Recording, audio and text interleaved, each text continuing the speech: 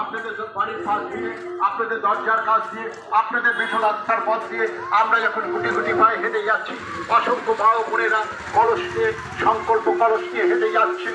তার প্রধান উদ্দেশ্য এত অঞ্চলের সমস্ত মানুষ ভালো থাকুক, সুখে থাকুক, যেন ঘরে আলো চলে ওঠে, অন্ধকার জীবন থেকে যেন আমরা আলোর জীবনে ফিরে যেতে পারি।